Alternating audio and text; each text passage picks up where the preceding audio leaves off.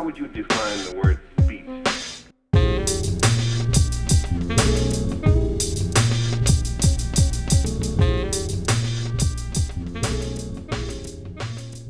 Hi, Mick Feltham here from Obelisk Productions, PK Plobtron, and this is the first part of a 6-part tutorial on my producer mindset and how I go about making tracks and making sure that every track I start, I finish, and how I keep that energy up and how I keep that creativity going.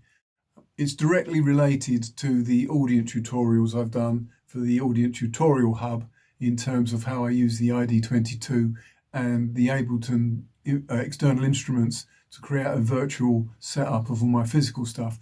But you don't really need to watch that to understand how I go about taking some samples and some sounds and mashing them together into a track quickly, efficiently, and creatively even.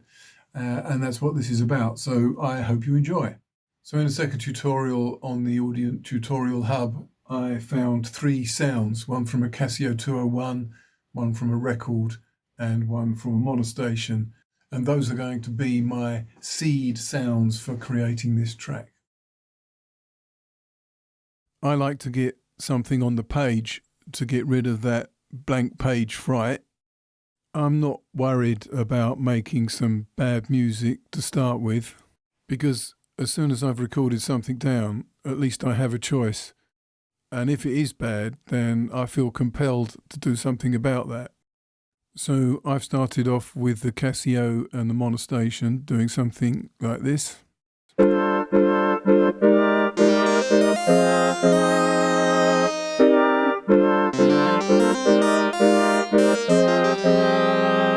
So then onto the sample, and I've just gone through it. Just checking different bits.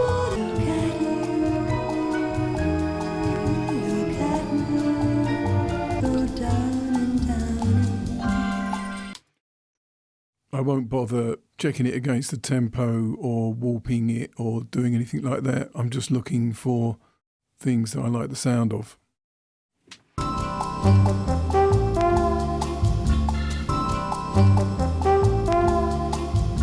If I like something enough, then I'll turn it into a loop.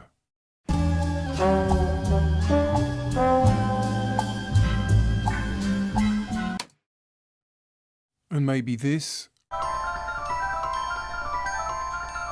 Sugar in the rain. And I quite like these bells. And then if I put these together, Sugar in the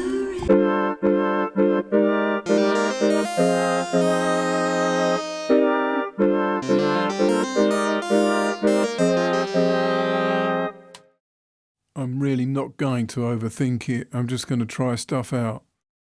Beat-wise, for this song, I can hear a kit that I made for another track working really well. Kits that I am particularly happy with, I save as channel strips in my user library, so I can pull them up if I think they're going to work with a new track.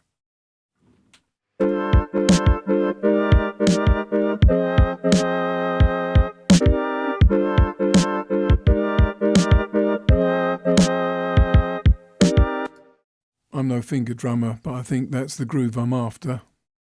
If I'm working with audio loops and MIDI, I like to stick it on the arrange page to tidy it up because it's easier to see what's going on.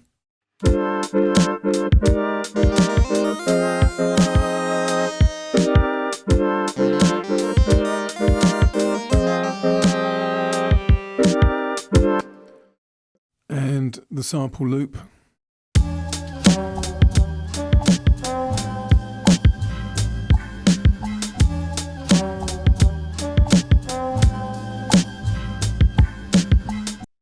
Now that I've got those 2 loops, I'm immediately posed with a choice about what's good and what's bad.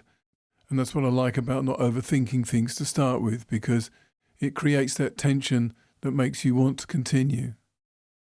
I'm definitely leaning towards the lounge core sample. I don't think the two things necessarily work together.